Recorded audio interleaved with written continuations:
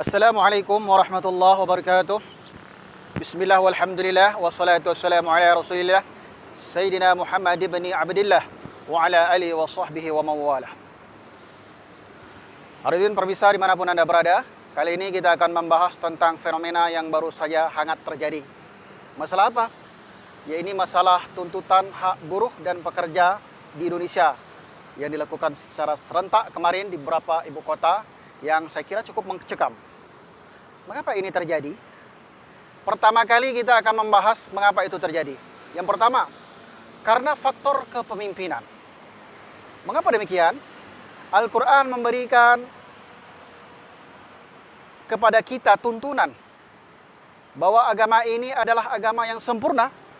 Tidak hanya dan tidak mesti masalah ibadah saja, masalah hubungan kepada Allah saja, masalah syariah saja, hubungan secara vertikal. Lebih daripada itu, Islam dalam Al-Quran menjelaskan kepada kita bahwa begitu luasnya ajaran Islam, mengatur segala aspek kehidupan. Tidak hanya hubungan vertikal, tapi juga horizontal, sosial, ekonomi, budaya, bahkan hak-hak pekerja sekalipun diatur dalam Islam. Nah, mengapa ini terjadi? Karena dari awal kita memang telah salah dalam memilih konsep kepemimpinan. Mengapa saya katakan demikian?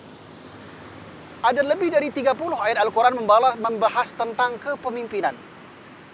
Pemimpin itu mesti adil, mesti bijaksana, berwibawa, punya planning, punya program kerja yang terukur, yang teratur, terstruktur, sehingga tidak membebani rakyat atau bahkan menzolimi rakyat.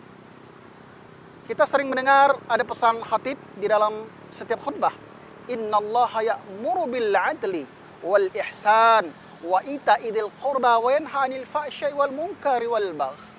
Ada 6 pesan dalam Al-Quran yang sering dibawa sang khatib. Ini tidak semata-mata sebagai rukun, bukan rukun.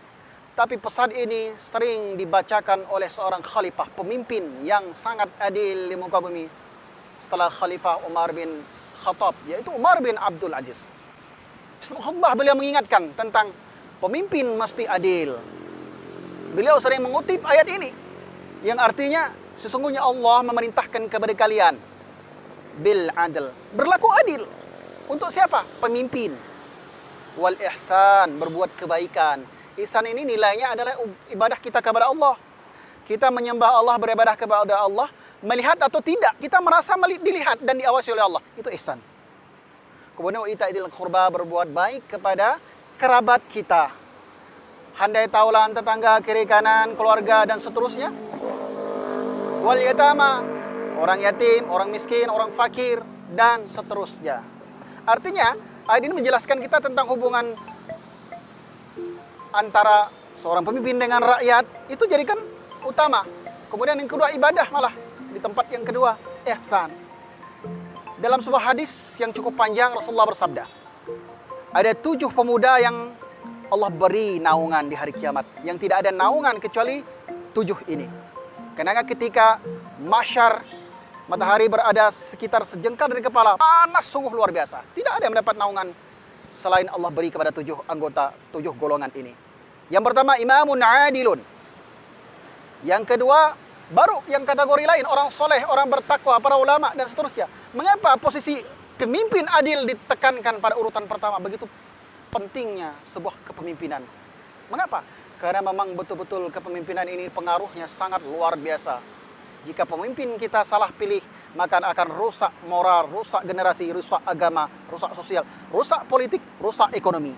Tapi kalau pemimpin adil, maka kita akan menjadi baldatun thayyibun wa rabbun ghafur. Negeri kita menjadi negeri yang baik, Allah mengampuni, kita akan diberikan rahmat. Ibadah kita tenang, para pekerja diberikan haknya. Kata Rasulullah, berilah upah sebelum kering, sebelum keringatnya kering. Itu artinya apa? Pesan mola dari Rasulullah SAW kepada para pemimpin, kepada pemberi kebijakan. untuk memberi upah kepada karyawan selayaknya. Bukan dijadikan mereka sebagai sapi perahan. Sehingga terjadi gejolak di mana-mana kemarin. Mengapa? Karena memang undang-undangnya lebih menguntungkan kepada pihak pemodal. Nah, ini berbahaya. Kalau bicara tentang pemodal, ini tidak lain dan tidak bukan adalah sebuah ideologi kapitalisme. Yaitu sekelompok orang yang memiliki modal besar menguasai suatu negeri. Dan dia akan menyetir nantinya sistem politik. Setelah politik dikuasai, buatlah undang-undang, ekonomi rusak, sehingga akan merambah ke permasalahan yang lain. Sehingga terjadi konflik yang barusan terjadi, yaitu konflik horizontal antara anak bangsa, antara buruh dengan pihak keamanan, antara rakyat dengan anggota dewan, antara rakyat dengan pemimpin, dengan penguasa. Karena tidak ada rasa keadilan tadi. Kenapa? Memang penting sekali masalah keadilan. Intinya, apa kata Allah dalam Al-Quran? I'dilu huwa aqrabu littaqwa. Adil. Jadi intinya adalah adil. Pemimpin adil, rakyat senang. Pemimpin bijaksana, rakyat bahagia. Kalau pemimpin menciptakan rasa keadilan di tengah masyarakat, ekonomi kita stabil, Allah memberikan keberkahan, maka gejolak ekonomi tidak ada. Kemudian dekadensi moral akan menurun dan segala aspek kehidupan akan kembali normal. Inilah yang mesti saya ulangi terus-menerus tentang keadilan.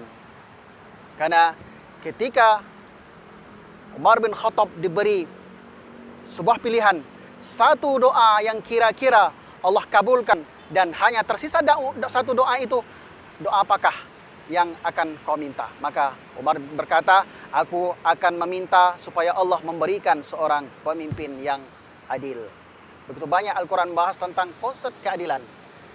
Begitulah ajaran kita, ajaran Islam, menjunjung rasa keadilan sehingga rakyat menjadi sejahtera, bahagia, keamanan tercipta di mana-mana, keadilan di bidang ekonomi, sosial, politik, budaya, sehingga merambah tentang rasa aman, aman beribadah, aman kita bersosialisasi, aman kita berinteraksi, aman kita mencari kerja, mudah.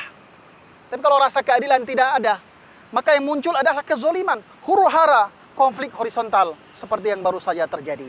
Nah, kita berdoa semoga masalah ini cepat selesai dan kita berdoa juga supaya Allah Subhanahu wa taala memberikan rasa keadilan kepada pemimpin kita atau Allah titipkan seorang pemimpin yang adil di tengah-tengah kita sehingga tercipta rasa keamanan, kedamaian dan kesejahteraan.